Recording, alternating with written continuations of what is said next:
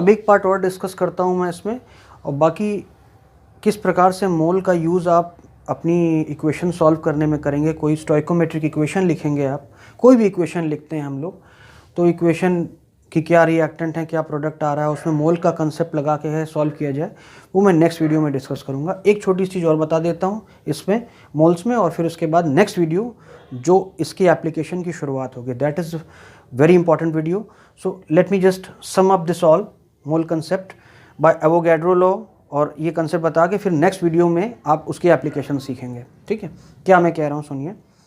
देखिए, Avogadro law ये कहती है कि same condition of temperature and pressure, यानी टेम्परेचर और प्रेशर अगर सेम रखा जाए, फॉर एग्जांपल मान लेते हैं मैंने प्रेशर रख दिया 1 एटमॉस्फेरिक प्रेशर, टेम्परेचर रख लिया 10 डिग्री सेंटीग्रेड।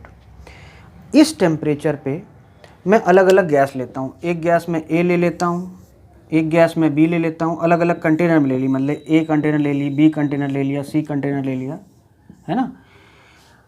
अगर सेम टेम्परेचर एंड प्रेशर है तो हर वो गैस मैंने जो ली हैं, अगर उनका मैं वॉल्यूम सेम रखूं, यानी सबका सेम वॉल्यूम लूं, तो उसमें जो नंबर ऑफ मॉलिक्यूल्स होंगे उनके, वो सब सेम होंगे। यानी at the same condition of temperature and pressure, equal volumes of gases contains equal number of molecules, that is only okay। अब समझाना क्या था इसके बाद वो देखिए। पहले आप ये समझिए जो मैं आपको बताने जा रहा हूँ, एक कंडीशन बनाई गई, इसको हम लोग एसटीपी कहते हैं। पहले एनटीपी कहा जाता था, अब एसटीपी कहते हैं। एसटीपी मतलब ये हो गया standard temperature and pressure, STP, यानी 0 डिग्री सेल्सियस और 1 एटमॉस्फेरिक प्रेशर 1 एटीएम। प्रेशर की बहुत सी यूनिट होती है, अभी हम लोग एटीएम में डिस्कस करते हैं। एटीएम उसकी ऐसा यूनिट नहीं है, लेकिन प्रेशर की यूनिट बार होती है, टॉर होती है, पास्कल होती है, पास्कल एसआई है, और millimetre of HG, centimetre of HG, there are so many units of pressure. But STP का मतलब 0 डिग्री सेल्सियस 1 एटमॉस्फेरिक प्रेशर। ठीक है, जब भी मैं एसटीपी कहूँगा तो तुम समझ जाओगे कि टेम्परेचर होगा 0 सेल्सियस में और प्रेशर होगा 1 एटमॉस्फेरिक। अब जो मैं कह रहा हूँ उसको ध्यान सुनो। एसटीपी पर, एट एसटीपी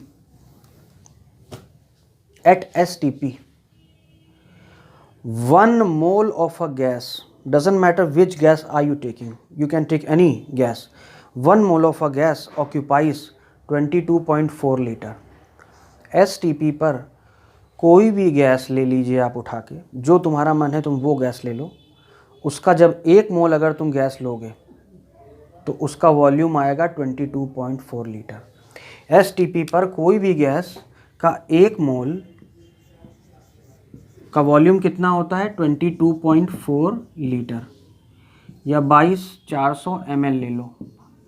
लीटर को 1000 मल्टीप्लाई कर दिया तो ml हो गया। 22.4 लीटर का हो या 22.4 डेसीमीटर क्यूब का हो, है ना। ये सब तो आपको पता होगा, ये सब लीटर और डेसीमीटर क्यूब एक ही होता है।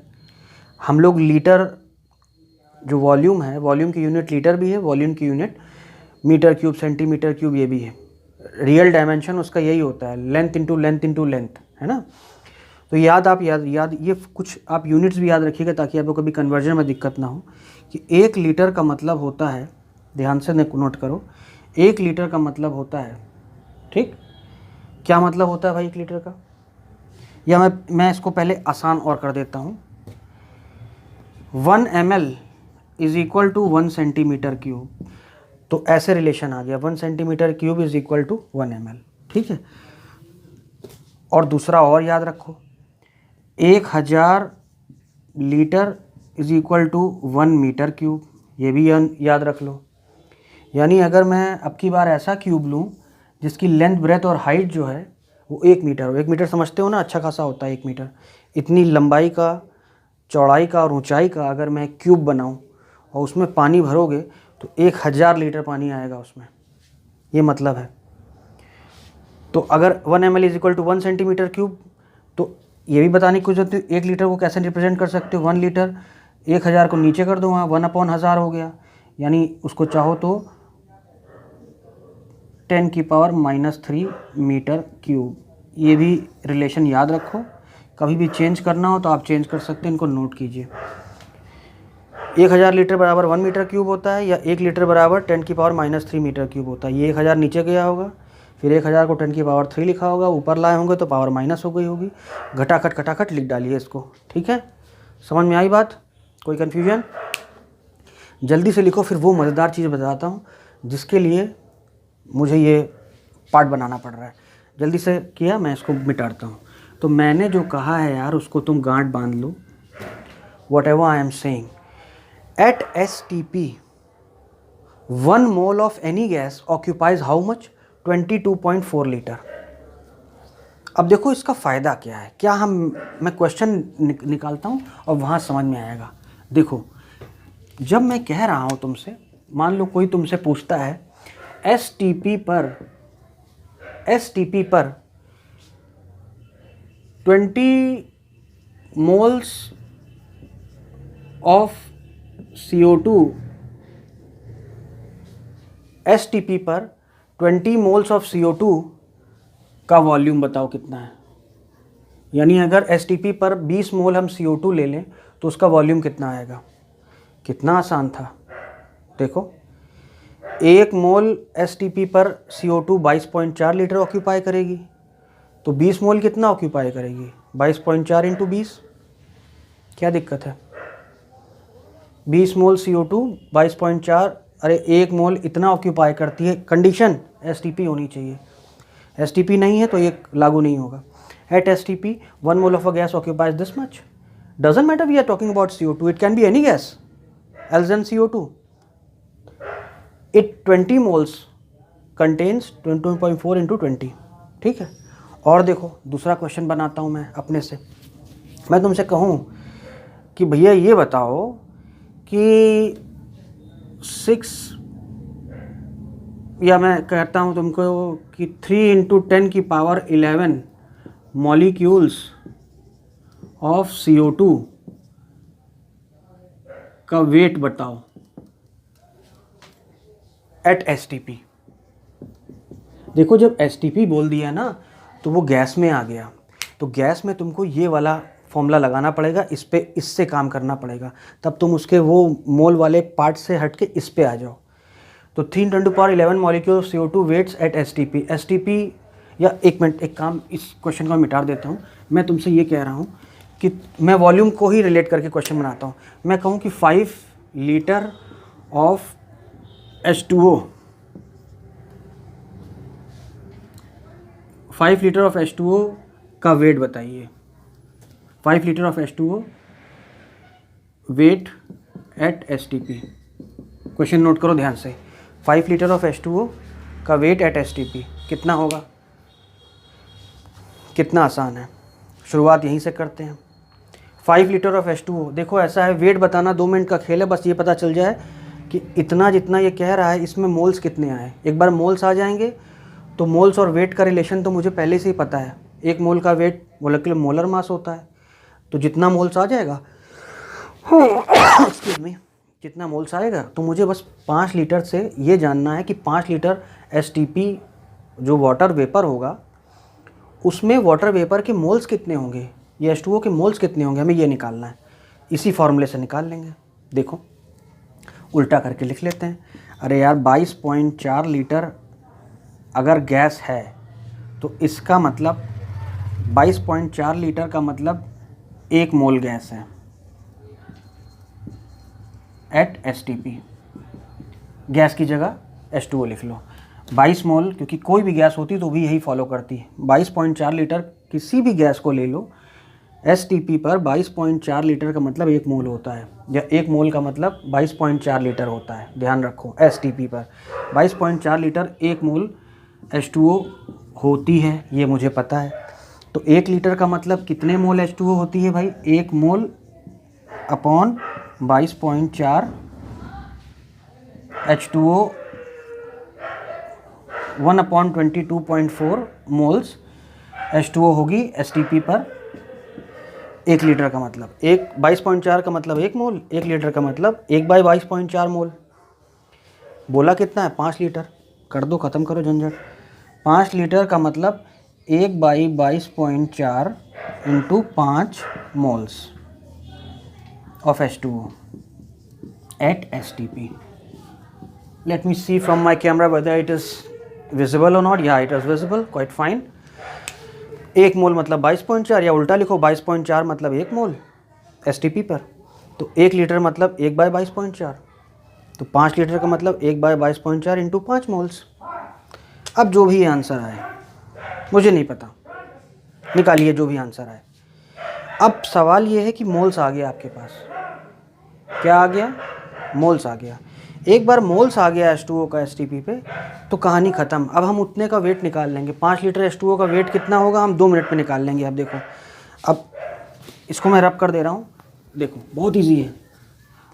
अगर नहीं समझ में आया है दोबारा जाके वीडियो देखो, rewind the video and see once again. I mean it's not difficult.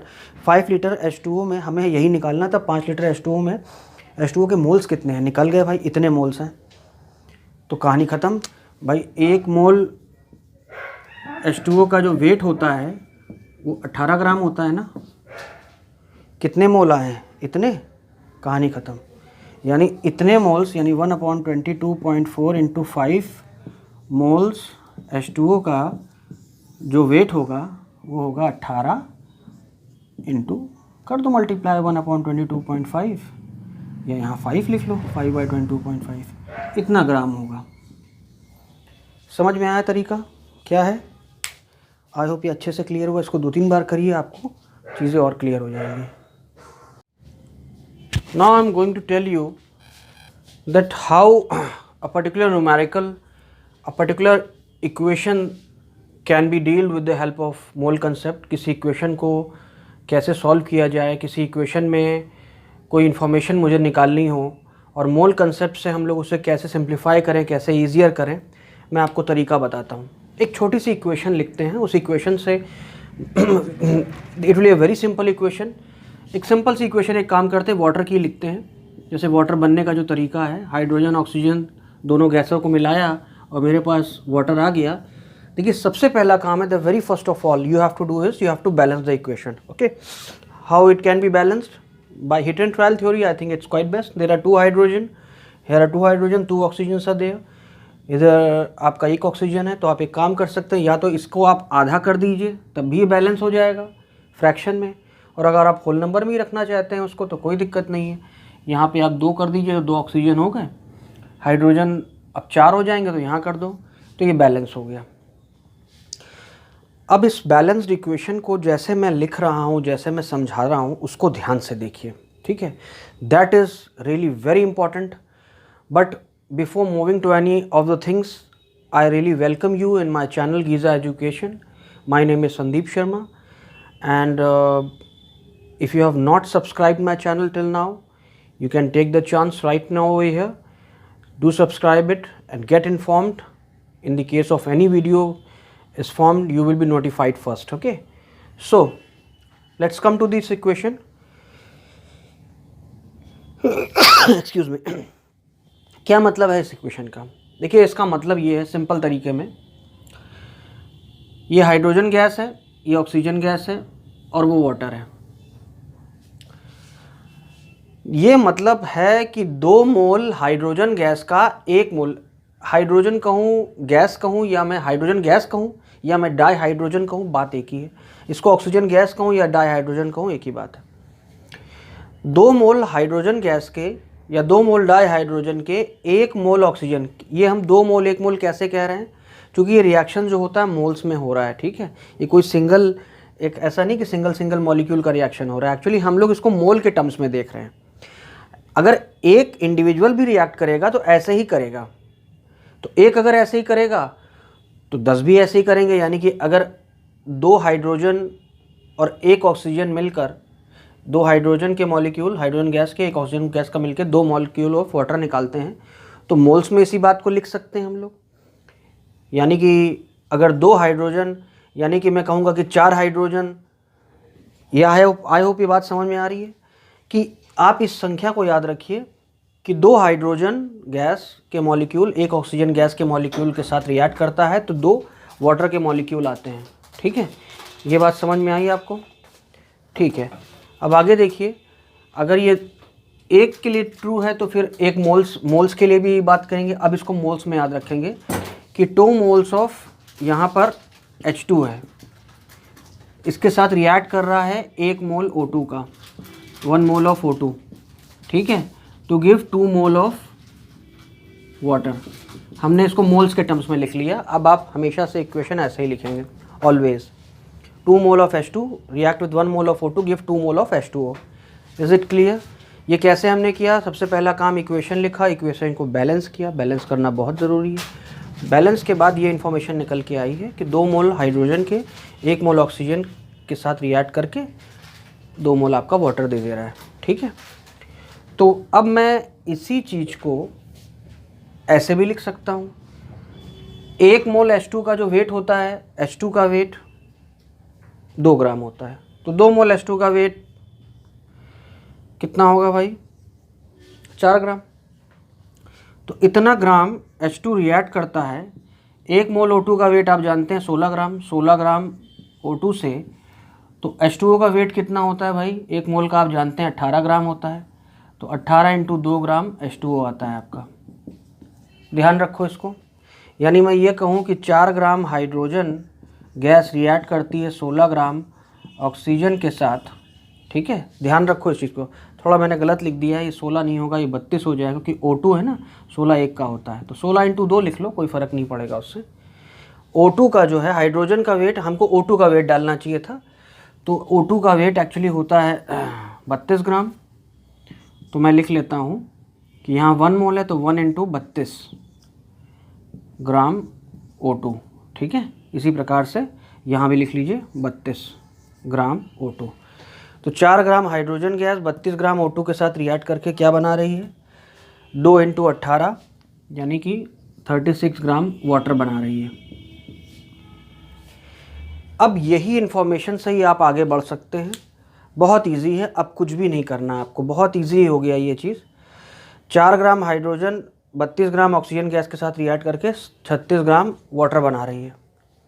अब तुमसे मैं पूछ लूँ, हम इन 3 में से, क्योंकि यहाँ 3 है, 2 मिलके 1 आ रहा है, अगर 2 मिलके 2 आ रहे होते, प्रोडक्ट 1 है यहाँ पे, प्रोडक्ट अगर दूसरा होता तो भी कोई दिक्कत नहीं थी, हम ऐसे रिलेट कर ले जाते हैं, क्योंकि ये जो इक्वेशन है ये law of definite proportion follow कर रही है। हमेशा इसी प्रपोर्शन में जो है रिएक्शन होगा, हमेशा जो क्वांटिटियाँ ऐड होंगी तो ऐसे ही होंगी, ठीक है। यानी हमेशा जब हाइड्रोजन 2 रेशो में होगा ऑक्सीजन के रिस्पेक्ट में, तो उसके हिसाब से 2 मोल आपका वाटर आएगा। हमेशा रेशियो निकालोगे तो ये 2:1 के रेशियो में रिएक्ट करेगा, तो 2 पार्ट्स वाटर के दे देगा, ये मतलब है इसका। अब मैं इन दोनों को कंपेयर कर सकता हूँ, मैं इसको कर सकता हूँ, इसको कर सकता हूँ। क्या मतलब है? मैं 3 सवाल बनाता हूँ। मैं कहता हूँ बताओ, अगर 1 ग्राम हाइड्रोजन गैस ली तो कितना ग्राम H2O आया? पहला क्वेश्चन देखो, इसी में ये सवाल को समझो। दूसरा सवाल मैं कह रहा हूँ, अब की बार मैं इसको ले लेता हूँ, मैंने 8 ग्राम अगर O2 ली तो बताओ कितना ग्राम H2O आया? तुम इन दोनों को कंपेयर कर सकते हो, तुम इन दोनों में से किसी एक को, मतलब तुमको अगर वाटर चाहिए और दिया है दोनों में से कोई एक रिएक्टेंट, तो कोई एक रिएक्टेंट ले लो, उससे काम कर जाओगे। हालांकि अगर दोनों को रिएक्ट करवाना है तो फिर वहाँ पे लिमिटिंग रिएजेंट का एक कंसेप्ट होता है, वो इन इक्वेशंस के बाद बताऊंगा। तो देखो बहुत आसानी से इसको आप कर सकते हैं, इसी इक्वेशन से सारा काम हो जाएगा। देखो अब पहला इसने हाइड्रोजन लिया है और वाटर पूछ रहा है, तो सबसे पहले तुम ये देखो कि 4 ग्राम हाइड्रोजन 32 ग्राम ऑक्सीजन के साथ रिएक्ट कर रही है, 36 ग्राम H2O आ रहा है, ठीक है। हाइड्रोजन रिएक्ट कितना कर रही है? 4 ग्राम। तो 4 ग्राम इस इक्वेशन के हिसाब से 4 ग्राम हाइड्रोजन रिएक्ट कर रही है, तो 4 ग्राम से 36, वो अपने आप अंडरस्टूड है कि 32 ग्राम ऑक्सीजन तो लग ही रहा होगा। तो अभी हम केवल इन दोनों को आपस में कंपेयर करते हैं, क्योंकि सवाल इन दोनों के बारे में है। हाइड्रोजन पूछा है, दिया गया है, और पूछा है वाटर कितना बनेगा। तो 4 ग्राम, अब मैं यहीं से आगे बढ़ता हूँ, 4 ग्राम हाइड्रोजन से 36 ग्राम H2O आता है। From 4 gram of hydrogen gas you are getting what? You are getting 36 gram of H2O। तो बताओ भैया 1 ग्राम H2 से 1 ग्राम H2 से ये कितना आएगा, 4 ग्राम से इतना आ रहा है, तो 1 ग्राम से आएगा 36। यूनिटरी मेथड है, 4 से इतना, तो 1 से ये 4 डिवाइड कर दो, इतना ग्राम H2O आ जाएगा। मान लो ये पूछता 2 ग्राम, तो 4 ग्राम से इतना, तो 1 ग्राम से इतना, तो 2 ग्राम मल्टीप्लाई कर देते, 2 ग्राम से आ जाता। तुम इसको, ये बात पहले बताओ, ये समझ में आ गई? ठीक है। अब यही काम तुम O2 के साथ भी कर सकते हो, बड़ा सिंपल है। अब O2 के साथ करने का मतलब, मैं इसको मिटा दे रहा हूँ, फिर से ये चीज़ मिटा दे रहा हूँ, ठीक है। अगर आपने नहीं नोट किया तो उसको नोट कर लीजिएगा, 2 मिनट लगेगा। अब O2 दिया है और वाटर पूछा है, तो फिर से इसी पे आ जाओ। इक्वेशन बैलेंस करके पहले ये बना लो मोल का हिसाब कि 2 मोल से इतना, तो फिर उसको उसी मोल्स को वेट में लिख लो, क्योंकि मोलर एक जब मोल लिख लिया तुमने तो तुम इसका मोलर मास डाल सकते हो। तो मोलर मास के टर्म्स में लिख लिया तुमने ये चीज़, ठीक है। तो 4 ग्राम हाइड्रोजन 32। अब आप ये देखिए, अब ऑक्सीजन के बारे में बात की है तो ऑक्सीजन और वाटर को कंपेयर कर लेते हैं। 32 gram oxygen gas gives 36 gram of H2O. So 1 gram oxygen gas will give 36/32 gram of H2O, ठीक है। Again I am applying unitary method. तो कितना दिया, 8 ग्राम दिया है, तो 8 gram will react, 8 gram O2 will give बस 8 मल्टीप्लाई करना, 36/32 इंटू 8 ग्राम H2O। समझ में आई बात? Is it not simple? Simple ना? Is it not simple? It's very simple. तुम इतना करने के बाद अब इसी को मैं उल्टा दिखाता हूँ तुमको। देखो, मैं इसको मिटा दूँ, पहले मिटा दूँ, ठीक है। देखो, अब इसी को मैं मिटा के इस क्वेश्चन को पलट देता हूँ, आंसर वही आएगा। आप ये देखिए कि मैं इधर से इधर जा सकता हूँ, उधर से इधर आने का मतलब मुझे वाटर दिया हो। अब कोई मुझसे पूछता है, मैं इस सवाल को बदल देता हूँ और मैं ये कहता हूँ, इसी सवाल में बात कर देता हूँ कि 1 ग्राम अगर वाटर आया है, सुन लो मेरी बात, 1 ग्राम वाटर, मैं इसको मिटारी देता हूँ, मैं फिर से सवाल लिखता हूँ। अब मैं तुमसे इसको उल्टे तरीके से पूछता हूँ। अब मैं वाटर दे रहा हूँ तुमको, मैं कह रहा हूँ 6 gram water will require how much H2, और फिर इसी को ऐसे भी लिख लें, मान लो 18 ग्राम या 12 लिख लो, 12 ग्राम H2O will require how much O2। अब देखो इसे कैसे करेंगे, बड़ा सिंपल है, वही काम। 2 मोल 1 मोल के साथ रिएक्ट करता है, 2 मोल वाटर आता है, इस मोल को हमने वेट के रूप में लिख लिया, यानी 1 मोल का वेट 2 ग्राम होता है, तो 2 ग्राम वही चीज़ लिख रहे हैं। रिएक्ट करता है 32, ये इसका टोटल मोलर मास 32 है, और चूंकि स्टोइकोमेट्रिक कोएफिशिएंट जो लगा है वो 1 है, यहाँ पे कुछ नहीं लगा, इसका मतलब 1 है। 32 ग्राम O2 के साथ रिएक्ट करता है, और 2 इंटू इसका वेट 18 ग्राम होता है, तो 18 इंटू 2 ग्राम H2O दे देता है। अब बात फिर से वही का किया, H2O किया है और H2 की किया है। पहले में पूछा है कितना H2 रिक्वायर करेगा, ठीक है। यहाँ लिख लो इसको ऐसे, आई थिंक वो क्लियर है, ठीक है ना। तो शुरुआत करते हैं, H2O से शुरुआत करते हैं। तो बात इन दोनों की हो रही है, लेकिन अब पहले तुमको हाइड्रोजन दिया था, वाटर पूछ रहा था, वाटर दिया, हाइड्रोजन पूछ रहा है, पलट के लिख लीजिए भाई, क्या दिक्कत की बात है। 36 ग्राम H2O रिक्वायर्स कितना, 4 ग्राम ऑफ H2। कितना सिंपल है, देखो 36 ग्राम H2O रिक्वायर्स 4 ग्राम H2। ये देखो 4 ग्राम से अगर 36 ग्राम आ रहा है तो इसको ऐसे भी कह सकते हैं ना, 36 ग्राम जब आ रहा है तो 4 ग्राम लग रहा है, तो 36 ग्राम जब आ रहा है तो 4 ग्राम लग रहा है। तो 1 ग्राम H2O विल रिक्वायर कितना, यूनिटरी मेथड 4/36 ग्राम H2। तो यहाँ वाटर कितना आया, 6 ग्राम आया है, तो 6 ग्राम H2O को कितने की ज़रूरत पड़ेगी भाई, 4/36 इंटू 6 ग्राम H2। Simple unitary method. अब यही चीज़ तुम O2 के साथ भी कर सकते थे, एकदम सेम चीज़ करनी थी O2 के साथ। अगर तुमसे पूछता कि 12 ग्राम H2O आ रहा है, बताओ O2 कितना लगेगा, मिटा दें। अब देखो O2 के बारे में बात कर लेते हैं, बात और साफ़ हो जाएगी। अब मुझसे कोई कह रहा है फिर से वही इक्वेशन, अब लेकिन बात इसकी और इसकी है, तो फिर से वही बात, 36 ग्राम H2O जब आता है तो ऑक्सीजन कितना लगता है, 32 ग्राम। 36 ग्राम H2O पर 32 ग्राम ऑक्सीजन लगता है, तो 1 ग्राम H2O पर कितना ऑक्सीजन लगेगा, 32/36 ग्राम ऑक्सीजन लगेगा। ये बात समझ में आई, कोई दिक्कत? अब इसी प्रकार से बात किया है कि 12 ग्राम, तो 12 ग्राम H2O जब आएगा तो ऑक्सीजन कितना लगेगा, 32/36 इंटू 12 ग्राम। हो गया, सिंपल, ख़त्म कहानी। Was it not so simple? बस ऐसे ही क्वेश्चन करना है। तुमने इससे इसको ले आया, ये दिया, ये लाया, ये दिया या ये ले आए, या ये दिया हुआ है, ये पूछ रहा है, ये दिया, ये पूछ रहा है। अब ये तो रिएक्टेंट और प्रोडक्ट की बात हो गई। तुम इन दोनों रिएक्टेंट को भी आपस में इनसे भी, इनके भी आपस में रिलेशन क्रिएट कर सकते हो, इनके बारे में भी इंफॉर्मेशन गेन कर सकते हो। कैसे? देखो, मैं मिटा दे रहा हूँ और सवाल कुछ नए बना दे रहा हूँ। देखो, ये यहाँ से तुमको चीज़ें और अच्छे से क्लियर हो जाएंगी। फिर से लिख लो यहाँ पे, मैं अब डायरेक्ट लिख दे रहा हूँ। 4 ग्राम H2 हो रहा है तो यहाँ 32 ग्राम O2 हो रहा है, तो 36 ग्राम H2O आ रहा है। अब कोई तुमसे पूछे, भैया बताओ इस रिएक्शन, ये रिएक्शन है, वाटर का रिएक्शन है, अब मुझे ये बता दीजिए आप कि मुझे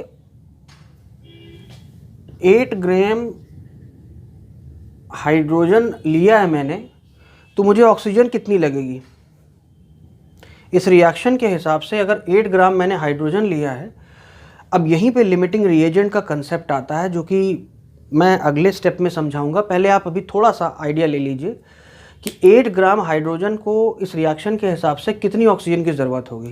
देखो, सिंपल सी बात है। अब इन दोनों को, ये दोनों इस रेशियो में ही रिएक्ट करते हैं, यानी 4 ग्राम हाइड्रोजन को ज़रूरत पड़ती है, रिक्वायर्स 32 ग्राम O2, तो 1 ग्राम H2 रिक्वायर्स 32/4 ग्राम O2, तो कितने ग्राम है, 8 ग्राम है, तो 8 ग्राम H2 को कितनी ज़रूरत पड़ेगी भाई, रिक्वायर 32/4 इंटू 8 ग्राम O2। ठीक है, सॉल्व कर लेना उसको, 4 2 8 हो जाएगा, 32 6, यानी कि 8 ग्राम H2 को 64 ग्राम की। अरे वो सिंपल सी बात है, अगर 4 ग्राम को 32 ग्राम की ज़रूरत है तो इसको अगर तुमने दुगना कर दिया तो उसको भी दुगना करना पड़ेगा ना, क्योंकि रेशो सेम होना चाहिए, उसी रेशो में रिएक्ट करते हैं आपस में। अब तुमको ऑक्सीजन दिया होता, पूछता हाइड्रोजन कितना लगेगा, तो वहाँ पे भी आ जाता।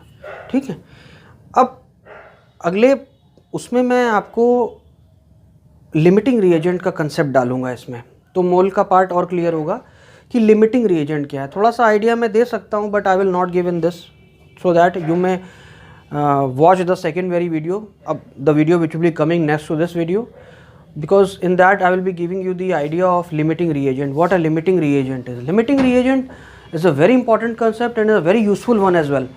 So we will be seeing in the second video.